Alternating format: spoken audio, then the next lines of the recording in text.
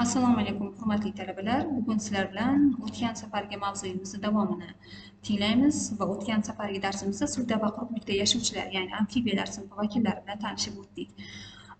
Unda dumlilar, kaudata, oyoqsizlar, akuda kabi turkumlari haqida gaplashgan edik. Bugun esa sizlar bilan dumsizlar, ekaudata yoki anura turkumi vakillari bilan tanishib o'tamiz.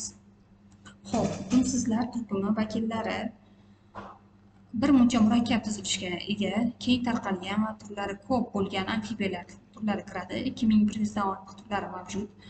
Dumsizlar Janubiy Amerikada ko'plab uchraydi. Turlari ko'p bo'lishi bilan bir qatorda ularning hammasi bir xilda baqaga o'xshash shaklda tizilgan bo'lib, gavdasi katta va keng bo'ladi. Umurtqalar protsel tipda. Umurtqa pog'onasining dum bo'limi bitta uzun suyakcha ko'rinishida bo'ladi. Ko'pchilik turlarda qovurg'alari bo'lmaydi. Ularning peshana va tepa suyaklari qo'shilib, juft peshana tepa suyagini hosil qilgan. Dumsizlarda shuningdek bilak va tirsak suyaklari hamda katta va kichik boldir suyaklari ham qo'shilib ketgan. Kaft va kaft oldi suyaklari esa qisman qo'shilib o'sgan bo'ladi. Buning sababi ularning qattiq substratda sakrab harakatlanishi bo'lishi mumkin. Noqara bo'shlig'i rivojlangan. Urug'lanish asosan tashqi. Ko'p turlarni o'z ichiga olgan dumsiz amfibiyalar turkumi 5 ta kichik turkumga va 19 ta oilaga bo'linadi. Endi ularning sistematikasi bilan tanishib o'tishingiz mumkin. Dumsizlar ekaudata yoki anura, amfitselalar, anomatselalar, diplaziatselalar, apistatselalar hamda protselalar. E'tibor bergan bo'lsangiz, ularning bu turkumning asosiy guruhlari hammasi umurtqa pog'onasining nomlaridan kelib chiqqan holda nomlangan va quyida ular bilan tanishib o'tishingiz mumkin. Amfitselalar kenja turkumi vakillari dumsizlar turkumi orasida eng primitiv bo'lib, umurtqalari amfitsel tipda tuzilgan, uncha uzun bo'lmagan qovurg'alari bor va dum muskullarining rudimenti saqlangan. Bu kenja turkumga bitta silliq oyoqlilar oilasi kiradi. Silliq oyoqlilar oilasi 4 ta tur kiradi. Ular shulardan 3 tasi Yangi Zelandiyada va bittasi Shimoliy Amerikada tarqalgan. Ularning erkaklari bir umrga dumini saqlab qolgan. Va asosiy vakillar sifatida silliq oyoqlilarni mana ko'rishib o'tishimiz mumkin. Silliq oyoqli. Endi apistatselalar. Apistatselalar kenja turkum vakillarining umurtqalari apistatsel tipda bo'lganligi sababli shu nom bilan atalgan va qovurg'alari mavjud. Apistatselalar kenja turkumi yumaloq tillilar va pipalar oilalariga bo'linadi. Yumaloq tillilar oilasi 16 ta tur kiradi. Ular Yevropa va Osiyoda tarqalgan. Yumaloq tillilar oilasiga kiruvchi vakillarning tili dumaloq, ya'ni tilining oldingi uchi kesiksiz egacha bo'lmaydi. MDHda uchraydigan jeryankalarning uzunligi 5 sm-gacha. Gavdasining orqa tomoni qoramtir, ostki qismi to'q, sarg'ish va qora rangda bo'ladi. Terisi o'tkir hidli suyuqlik sekret ishlab chiqaradi. Jeryankalar uncha katta bo'lmagan suv havzalarda hamda ko'lmak suvlarda yashaydi. Momo qurbaqa ham xuddi shu oilaga kirib, uning kattaligi 5 sm atrofida bo'ladi. Va uning umumiy tasvirini ko'rib o'tishimiz mumkin. Momo qurbaqaning tasviri. Pipalar oilasi asosan Afrikada yashaydigan pixlabaqalar va Janubiy Amerikaning tropik o'rmonlarida yashaydigan Surinam pipasi kiradi. Surinam pipasining bo'yi 20 sm-gacha yetadi. Suvda yashaydi.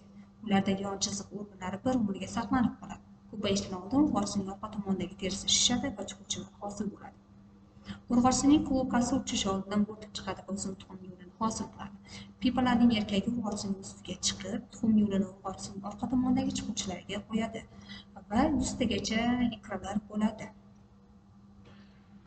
Afrikada Afrikaning pixlabaqasi, animatselalar kenja turkumi. Bu turkum butli baqalar va bir nechta ekzotik baqalarni o'z ichiga oladi. Umurtqa pog'onasi protsel tipda, erkin qovurg'alari yo'q. Anomatselalar Yevropa, Osiyo va hamda Shimoliy Amerikada keng uchraydi. Asosiy vakil sifatida Chesnochnitsani olishimiz mumkin. Protselalar kenja turkumi vakillarining umurtqalari protsel tipda tuzilgan, qovurg'alarning yo'qligi, dumg'asi hamda uratsel orasidagi juft biriktiruvchi qurilmasi borligi bilan xarakterlanadi.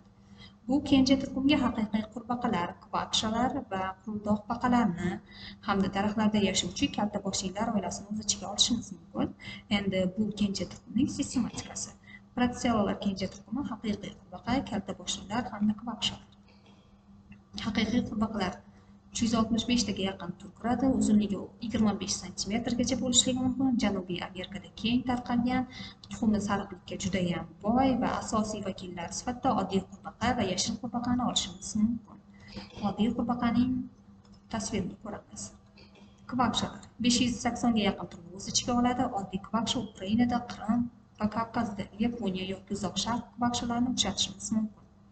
Hayotining ko'p qismini daraxtlarda o'tkazadi, lekin suvga tuxum tashlaydi. Janubiy Amerikada tarqalgan xaltali kvakshlar guruhi turlari erkaklari urug'langan tuxumlarni orqa qismida joylashgan xaltasida olib yuradi. Oddiy kvakша. Qizil panja kvakša. Diplozitsiyalar kenja turkumi. O'z ichiga haqiqiy baqalar, raniday, tarog'izlilar va polipedidalar oilalarini o'z ichiga oladi. Haqiqiy baqalar, polipedidalar va tarog'izlilar. Haqiqiy baqalar oilasiga 550 ta ortiq tur kiradi. Ularni Antarktidadan tashqari ham vaqtlarda uchratishimiz mumkin. Sibirda keng tarqalgan o'tloq baqasi bor, Shimoliy yarimsharda keng tarqalgan o'tkir tumshuqli baqani ko'rishimiz mumkin. O'tloq baqasining rasmi. Yava uchuvchi baqasi bor. Oyoq barmoqlari orasida parda baqani daraxtdan daraxtga sakrab o'tishga yordam beradi. Baqaning kattaligi 70 santimetrgacha kelishi mumkin. 70 santimetrgacha kelishi mumkin. Afrika baqasi Goliath ham kiradi. Uning uzunligi 32 santimetrgacha va og'irligi 3,5 kilogramgacha bo'lishligi mumkin. Baqalarning Afrikada yashaydigan Xeromatisa avlodiga mansub turlari daraxt shoxlari va suhozlari barglariga tuxum qo'yadi. 2-4 yilda jinsiy voyaga yetadi, 5-6 yil umr ko'radi, ayrim turlari 13-15 yilgacha umr ko'rishi mumkin.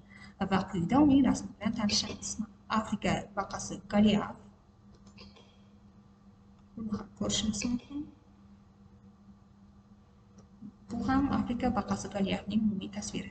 Shu bilan bugungi mavzuyimiz yakunlandi hamda suvda hamda quruqlikda yashovchilar sistematikasi klassifikatsiyasi bilan bugungi oxirgi darsimizda yakunlab tugatdik. E'tiboringiz uchun rahmat.